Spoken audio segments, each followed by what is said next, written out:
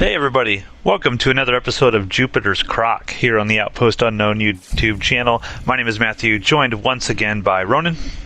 Yes, I'm here. Once again, nature's attempt to destroy me with a snowpocalypse 2025 has failed! I survived! Ha ha ha ha! Fuck you! Ha ha! Well, I'm definitely glad you survived. However, we have learned that you are a poor-ass motherfucker, and you basically have no more poker chips left. Is that correct? Apparently. Because we have to go to a crappy table because you can't afford to buy in. So, do better. Do better, Ronan. And we have Steve, also known as Ploticus. Yeah, it's also not... Ronan's comment isn't going to make any sense, because this episode probably isn't going to make it to the channel until, like, June, and people are going to be like, what the fuck are you talking about snow for? Good. Good. I like to keep them on their toes. All right, so we are going to talk about episode 11 of Season 1, The Spoils. This is the penultimate episode of Season 1. Okay, going into the last two episodes, Ronan, how you feeling about the show? Very, very unenthused, very whelmed. Very, very whelmed by it. Okay, Ploticus, how are you feeling? I think I'm still positive on it, but it's definitely starting to lose me. There's some absolutely fucking ridiculous plot armor in this show. I also really don't like the I won't say a change, but I don't like what's happening to Titus Pullo and his personal storyline. Yeah, I'm not as high on it as I was when I first started. Okay, well, let's get into it. Let's find out what happens in The Spoils. Well, speaking of Titus Pullo, he's just become an assassin. The first thing you see is him just killing a random dude in the street. I'll talk about these characters kind of their own little things, so I can try to keep track of things. Titus Pullo starts the episode, so we'll go with him. He just kills a random guy in the street. The next time we see him, he is like passed out on, I don't know, like a table. It looks like this may have been like a massage parlor or a brothel. Yeah, of some sort. It's like a Roman brothel or whatever. Right, well, the clientele are robbing him. Yes, he is passed the fuck out on a table, and these ladies are, they kind of look like they're about to, give him a little special attention, but then they just start like taking his money, taking his bracelets off his hands. They are robbing him. So he wakes up, he scares them away, and we find out he's been working for Erastus Fulman, the evil, corrupt loan shark guy that has already caused trouble for Vernus in the past. But Pullo goes to Fulman and says, "Hey, I'm looking for work. Mortality work is what they call all of this." And Fulman starts giving him shit. It's like, I don't know that I want to work with you anymore. Like, discretion is a big part of our business. You just shanked a dude in the middle of the street. Like, you were way too loud about this. And Pullo says, I super pinky swear promise that I will be quiet next time.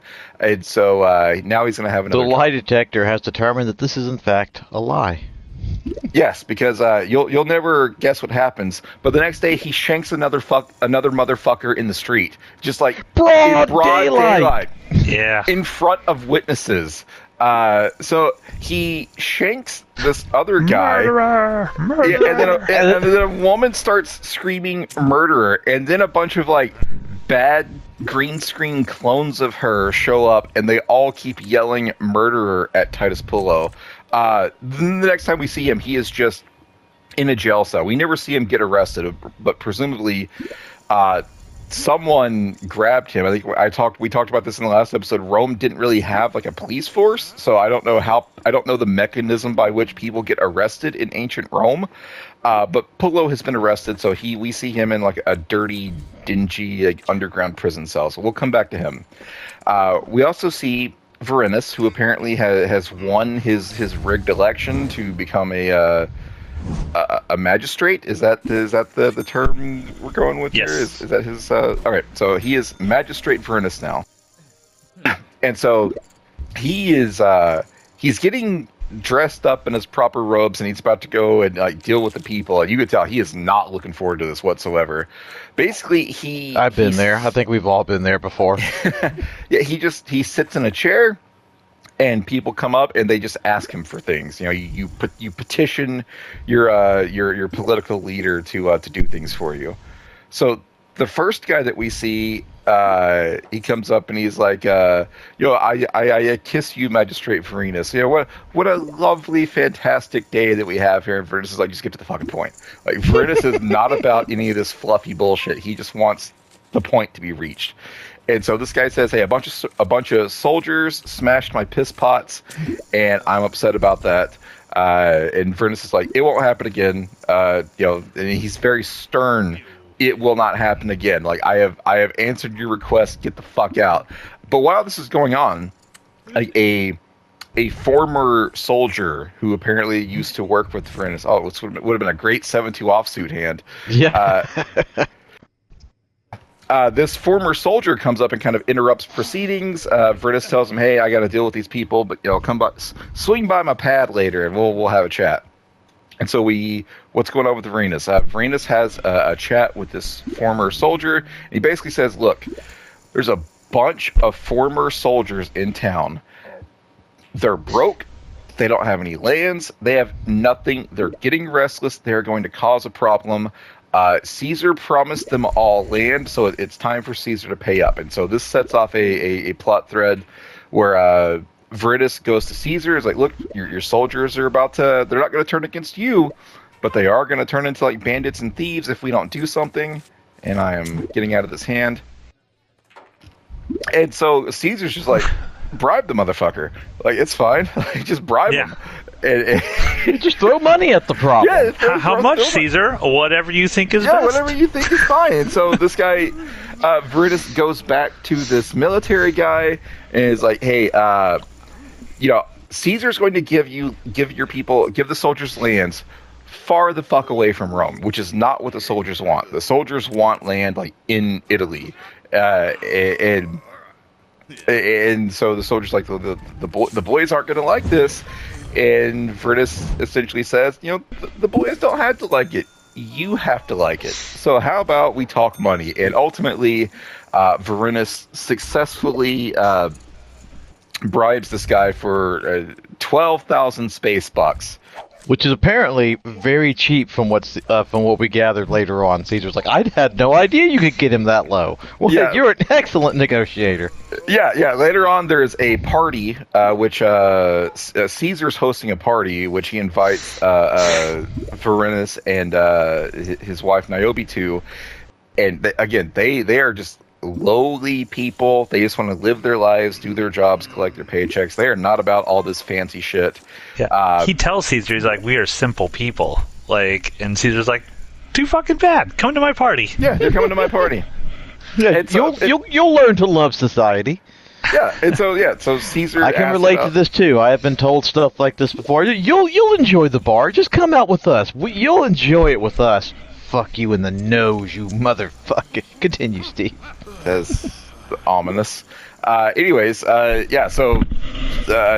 later on at this party, Varinus has a chat with Caesar, and Caesar's like, he only wanted 12,000 space bucks? Like, he makes a joke to Varinus, like, I should get you to handle all of my corruptions and whatnot, all of my bribes. And Varinus, no, he uses corruptions. That's what I think he uses all of them at some point.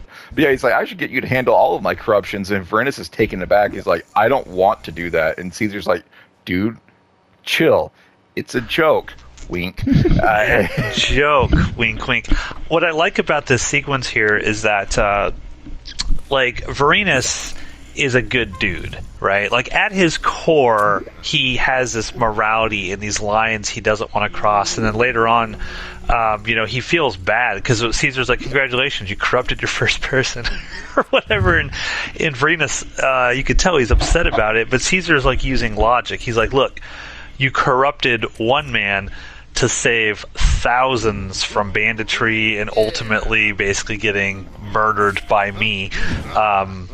It was worth it, right? So it's like that question of what is the line? Like, can you do something bad if you know it's going to keep worse bad things happening down the line.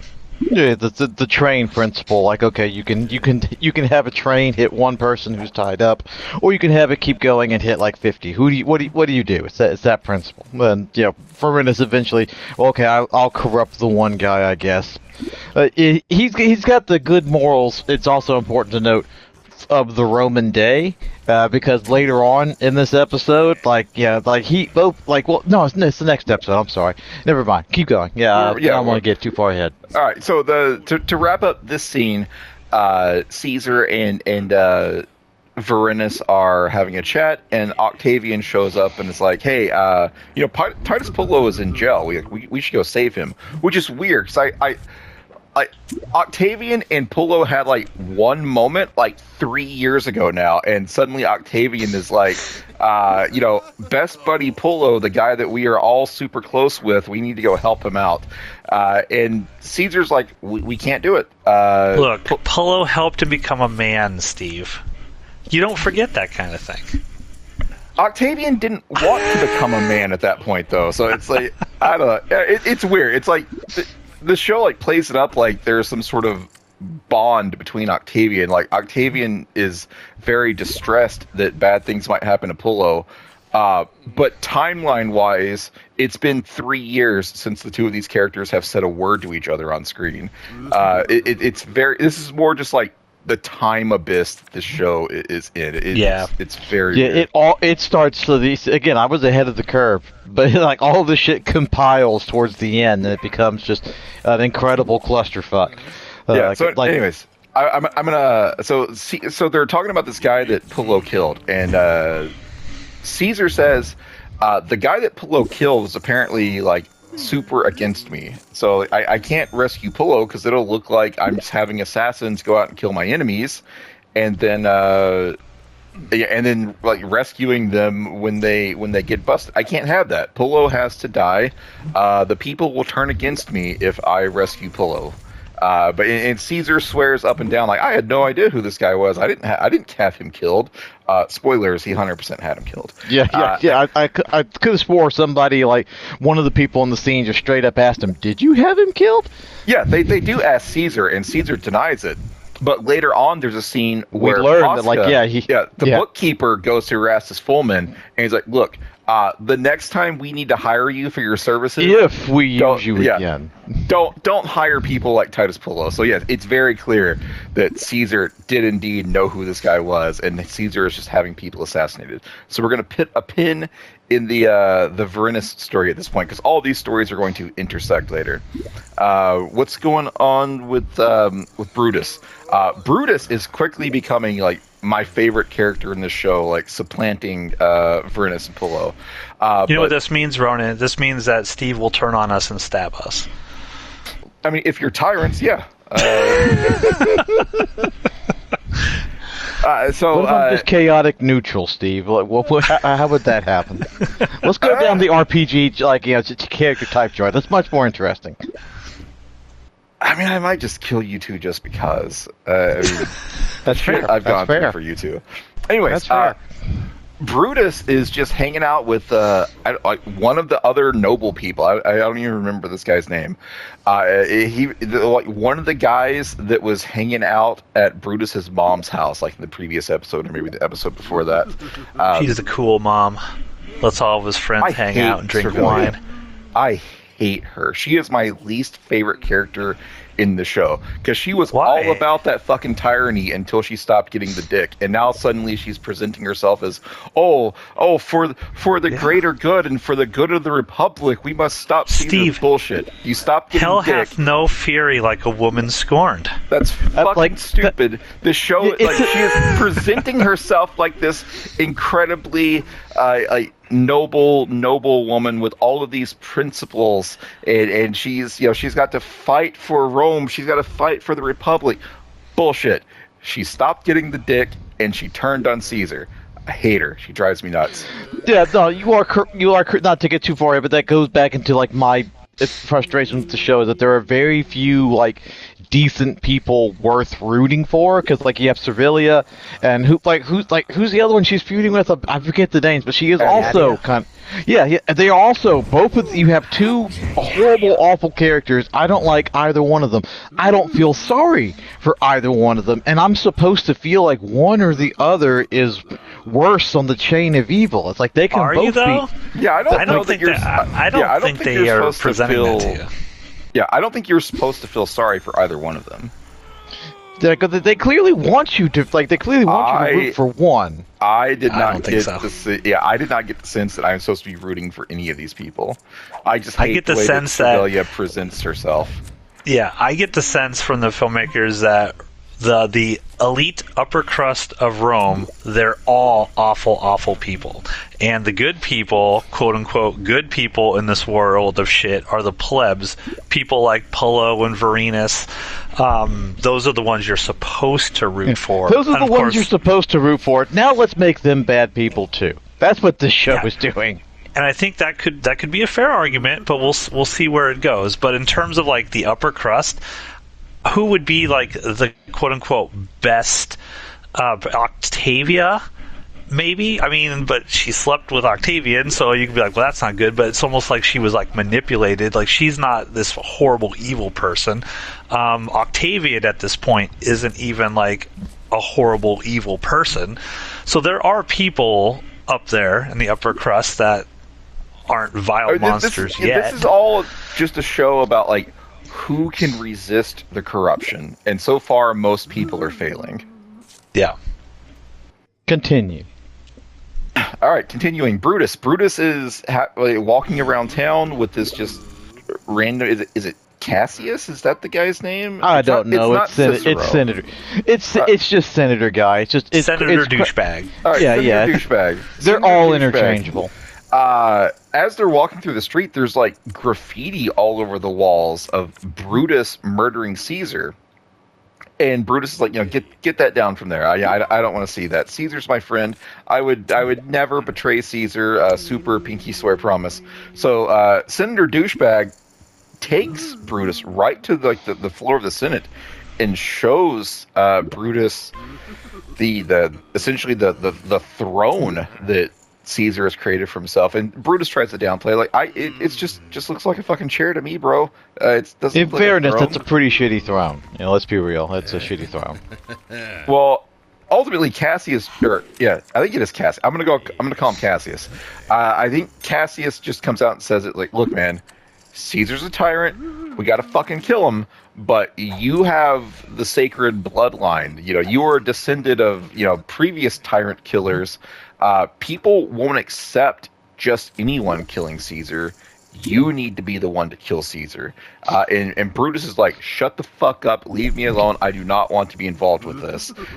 Spoilers, this mindset this guy has turns out to be horribly wrong. So continue. Yeah, so I think we're about ready for the finale. No, there's a scene where Polo is on trial, and this like super incompetent lawyer just shows up for Polo and just says, Octavian at one point he's like, he goes like, get the mark. I forget the guy's name, but he does it is literally get such and such the Jew.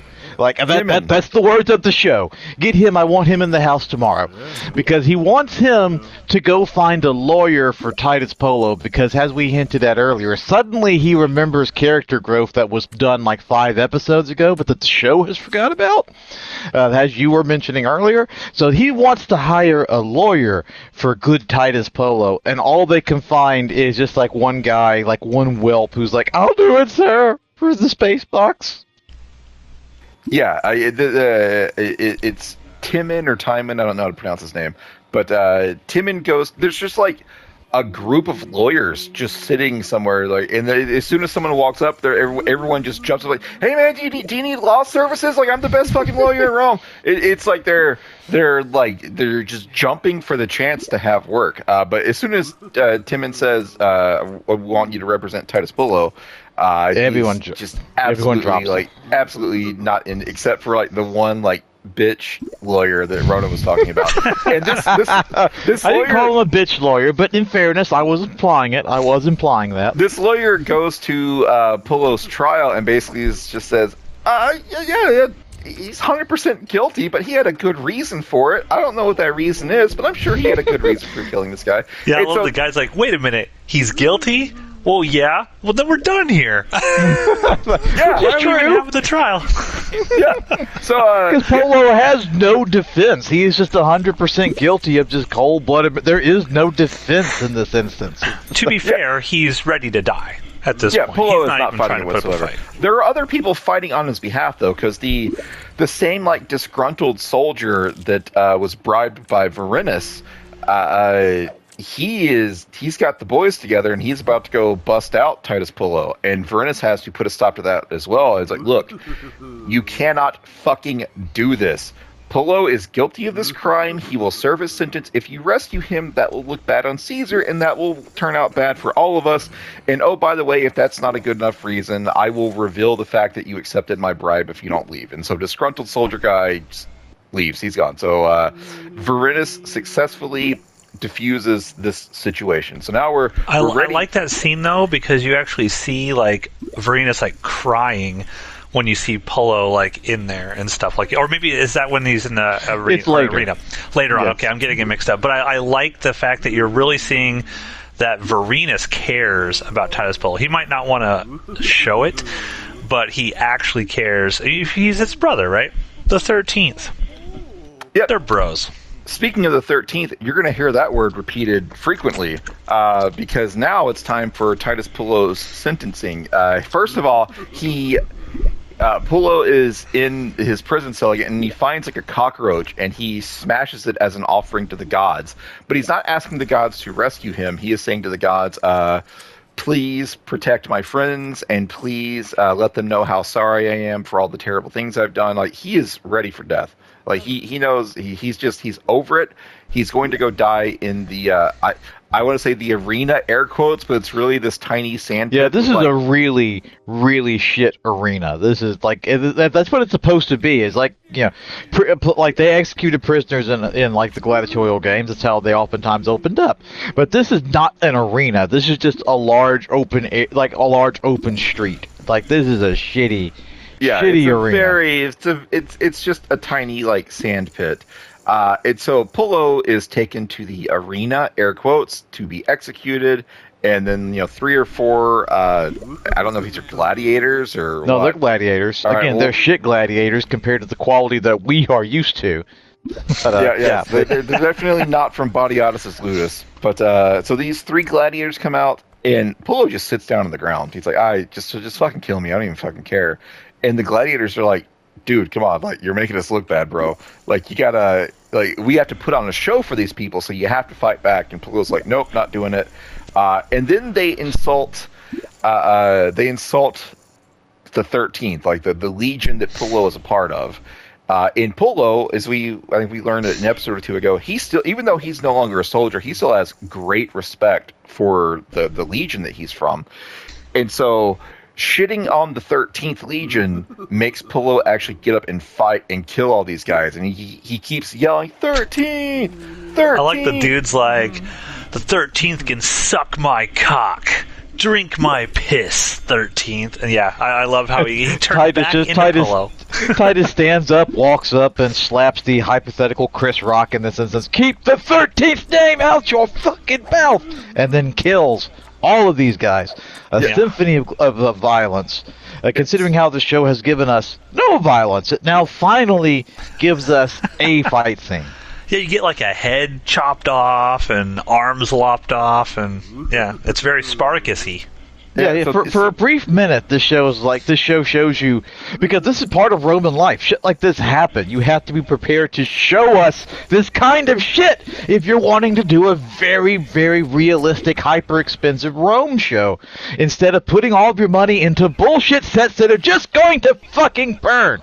God, I hate this shit. Continue. Jeez. So anyways, Wow. Polo kills the first round of gladiators, so they just keep sending out more gladiators, and eventually Polo is beaten and he's about to be executed, but this entire time Varinus has been watching from the sidelines, and he There's can't like a take it giant anymore. gladiator that comes out. Yeah, he's like 7 feet tall with one eye. The like Theocles, Shadow the of shadow Death. of death Yeah. is coming out. Theocles comes out. So Varenus, he's been watching this whole time, and like he clearly has wanted to save Polo this entire time, but Caesar told him no. He tried to respect crying. Caesar's wishes, but yeah, he's crying. Finally, he can't take it anymore. So he jumps into the arena, and he saves Polo, and everyone's cheering. Everyone is cheering that this convicted murderer who 100% committed the crime is being rescued now. So Varenus, he's done nothing really to repent for, like, outside of killing a cockroach and saying, "Oh, you know what? I guess I'm sorry after all." He hasn't done anything really to repent for this sin outside of killing a lot more people. yeah. Look, So we Titus- understand, guys. We understand that people don't care as long as you're entertaining. Trust me, that thought 100% was in my mind while I was watching this. I was like, "No, this is all you have to do. You just have to like lean into the bullshit and just be like, yeah, I'm a horrible fucking person, and what about it? Fuck you." And people will just be like, "You know what? At least he's honest." Put on a good show. He tells it like it is. Anyways, Varenus has denied Caesar's wishes and rescued Polo. So let's wrap it up talking about Caesar, because Caesar later on he's playing some sort of board game with Brutus. I don't know. They're playing fucking Trouble with the Pop-O-Matic bubble, and if only.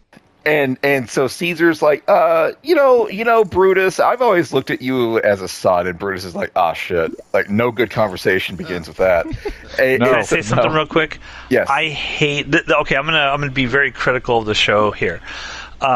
This scene here seemed like, I mean, this was the crux of everything, right? This is the scene that causes everything to basically happen. I know where you're going, and this bothered the shit out of me too. This should have been, this should have been a much deeper, stronger relationship between these two characters throughout this entire show. Because this felt like, wait a minute, he views him as a son, and Brutus views him as a father, and then it's so fucking rushed and so like out of the blue. I could not buy it. I just could not buy this sequence. But go ahead and continue setting it up, Steve.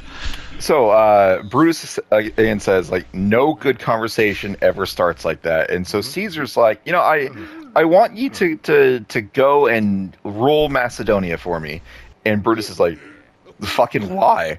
I don't know anything about ruling places. And Caesar's like, oh no, I think you would be the right man for the job. And Brutus correctly calls him out on it. Like you clearly just don't trust me and you want me gone. And Caesar tries to say, oh no. You know, you're great. I just think you do a really good job in Macedonia. And Brutus is like, bullshit. Like, you do not trust me. And Caesar finally snaps. Is like, why would you, do you fucking blame me? Like, there's pictures all over town of you stabbing me. People think you were going to kill me. Like, I have to take it seriously. And Brutus tells him, is like, look, and at one point Caesar tries to like kind of pull rank by saying, you know, like, I forgave your previous betrayal. Like, yeah, I need you to do this for me now. And Brutus finally grows a spine and says, I didn't betray you. Like, you put me into an impossible position. If you had come to me and told me your plans, I would have supported you. But you didn't. You instead just showed up with your soldiers, and I had to make a choice. I never betrayed you. I always did what I thought was right. And that actually causes Caesar to back down. He's like, fine, you never betrayed me. You're right. Easy, bro. I didn't mean that.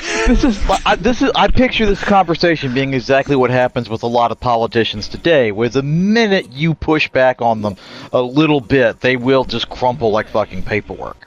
Like, it's I like this. Again, it's one of those kind of frustrating things. Like, this is a little too, all of the shit rings a little too close to home, but it also, exactly like what you said, Matt, this comes out of fucking nowhere. Brutus was introduced at the beginning of the show, but like, like he's not really a main character until like 2 episodes ish ago, and they haven't done anything to also really kind of set up the fact that like he's supposed to also he has the sacred bloodlines or whatever. I actually disagree with that. Like, I agree this scene should have been done better. It needed more build up, but I think the show at least tried to set this up because we see Brutus struggling with his decision to go against Caesar multiple times. Like, there are scenes going back to like Pompey's like war council where they're like, "Yeah, we're gonna fucking kill Caesar," and Brutus is like devastated. His reaction is like, "I know this has to be done, but I hate it." I think you guys have forgotten some shit. No. I'm not.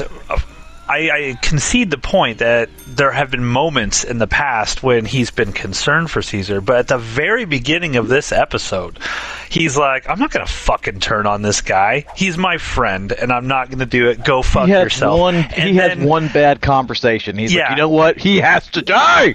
And then his friend, who suddenly, you're actually my father figure. He's like, I need you to just go spend a year in Macedonia, dude. Just a year. That's it. I need this shit to cool down. And suddenly he's like, outrageous! I'm going to then now hook up with my fucking crazy ass mother and do a conspiracy plot to murder my father, like, in a month. It didn't feel like what it felt like to me is they're like, holy shit, we have one more episode. We have to kill Caesar. This is like the big famous event in history. Brutus turns on Caesar, and we have like 40 more minutes to get to it. So we have to set, instead of setting it up over the past 12 episodes, we need to set this up in exactly 39 minutes. There needed to be more examples of Brutus actually questioning his loyalty to Caesar. So, for example, at the very beginning, he's been questioning his loyalty the entire time. No, he hasn't. His mom has been telling him. The way this entire show, the way Brutus's entire character is played out to me is he has been questioning it the entire time. He knows he's in the wrong. He knows Caesar is a tyrant. Just the last little thing holding him to Caesar is, one, he thinks Caesar actually trusts him, and two, his own just bitchiness and mopiness. And this scene, he realizes Caesar is never going to actually trust me. This whole thing has been for nothing, and that pushes him over the edge. I don't think so, because I think like he does not explain that to his friends, right? So, for example, at the beginning of this episode, when Cassius, whatever, is showing him the throne, he's like, "That's not anything. It's just a fucking chair." What they could have done as an example. That came across to me like he was in denial. No, that's not how it came across to me. I would have preferred him to have like a moment of like, yeah, this isn't normal. This isn't normal. I'll talk to him about it. I'll figure out why he did this. Why did he change the chair or something like that? We didn't get moments like that. We just got him constantly denying, and then suddenly, you want me to go to Macedonia for a year? Fuck you, I'm going to kill you. I feel like someone... I'm with Ronan on this one. I feel like someone constantly denying that the tyrant is being a tyrant is a completely normal thing that we are encountering in our everyday lives now. Like, I agree this could have been done better, but I completely got what they were going for, and it did not bother me at the level that it bothered you too. Well, how would they have done it better in your opinion? I agree. They just needed more. Like, I would have been happy to have like an entire episode dedicated to just the relationship between Brutus and Caesar. But I guess my interpretation of Brutus was completely different from you two throughout this entire series. Because the whole time, like, other people are pushing him to kill Caesar, or to at the very least, like, stand up. And the fact that what makes this seemingly come more out of nowhere is that at no point have they really given anything to show that, like, okay, this is actually chewing away at him. This is actually bothering him. He's pretty content with the... I feel like this guy's acting has always been, this is chewing away at him, but he can't face facts. He told his mom, Caesar showed me mercy after I turned against him, I can't now, throw it in his face and not be his friend. So he feels he doesn't want to be Caesar's friend. He feels compelled this entire time to be Caesar's friend. Like, I saw his character this entire time as struggling with the decision to support Caesar, and this final conversation where Caesar is trying to get rid of him is what pushes him over the edge. Disagree. Yeah, leave a comment down below, chat. What do you think? Yeah, leave a comment. Sound off in the comments. Tell Steve more how he's wrong in the comments. That's fine. Hey, look, well, you're welcome to your incorrect opinion. Anyways, Caesar is like, look, go to Macedonia, because I can't have you here anymore. And Brutus just says, no, I'm not doing it. He goes home to his mom and says, like, the bonds of friendship are severed, or some flowery language.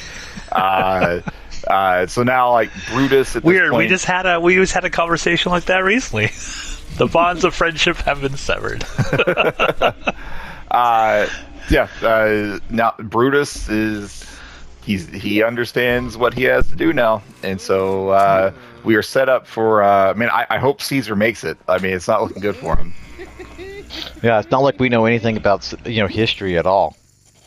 We do. Was it this episode where we see Caesar's wife suddenly for like the first time in 8 episodes? I think that's next episode. Oh, okay. Because I was like, yeah, suddenly she just shows up having bad omens. But all right, Ronan, your thoughts on this episode? Pass.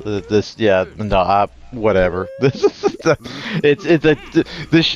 show is it's the saving graces of this show, like Varenus and Titus Polo.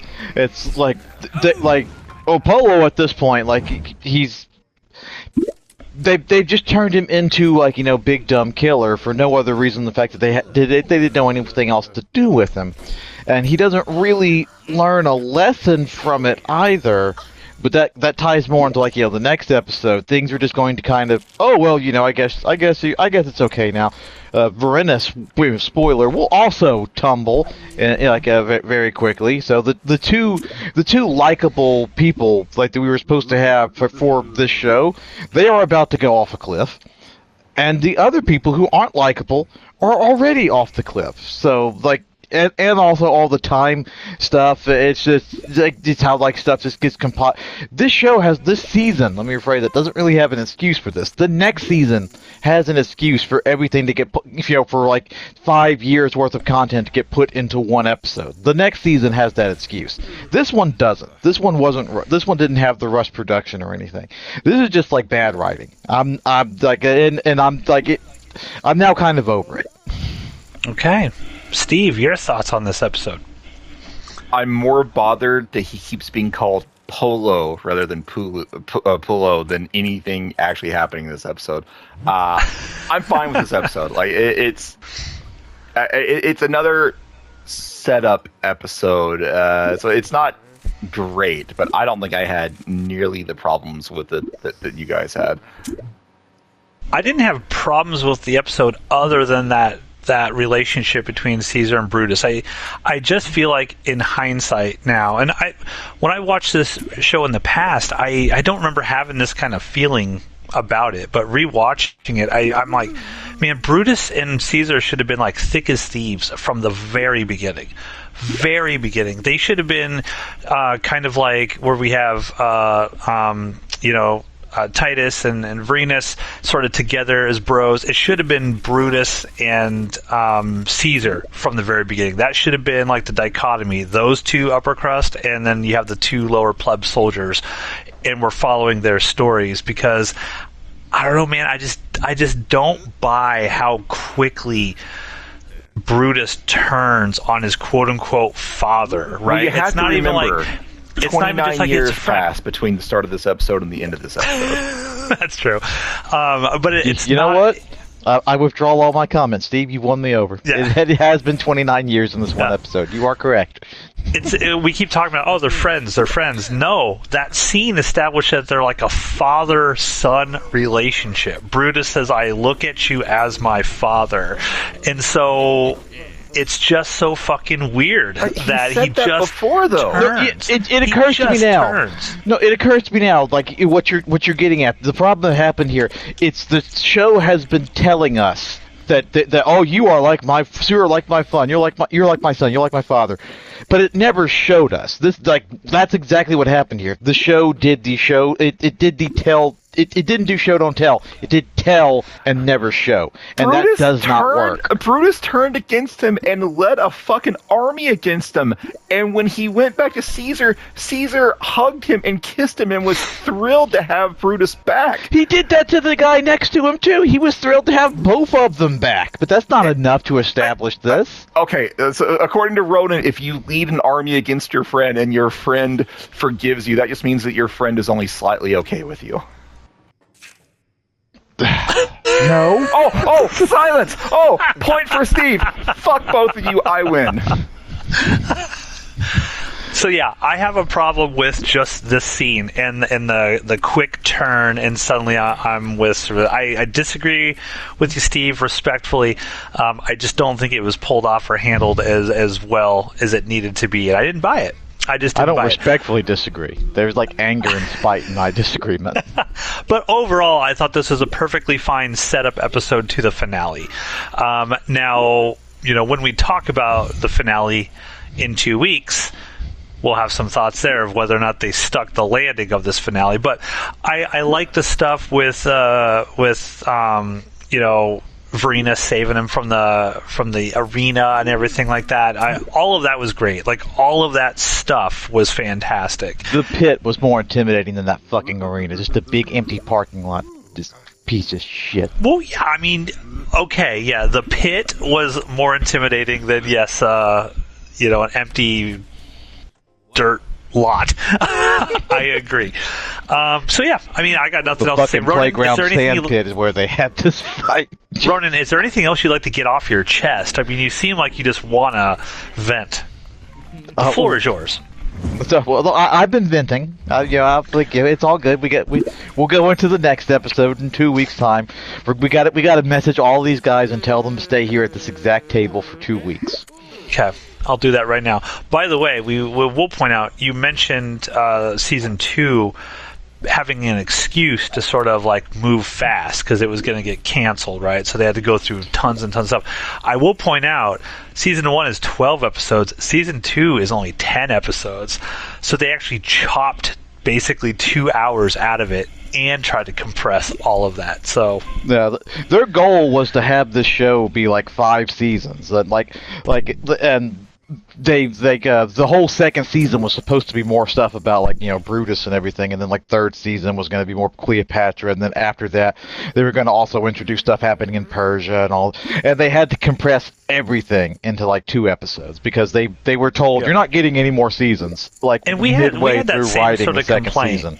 Yeah, we had that same sort of complaint on some of the later Spartacus seasons. Like, it just moves so fucking fast. I think the moral of the story is this kind of world is so dense with intrigue and backstabbing and action and sex and violence. Like, I just want a long series. Just give me a long, slow series, setting all of this stuff up, and it seems like we never get it. It seems like we just get it as fast as humanly possible. Anyway, Steve, take us out. Thanks, everyone, for listening to another not exciting episode of Jupiter's CROCK. Matt and Ronan are wrong as usual. I am correct. We'll see you in 2 weeks.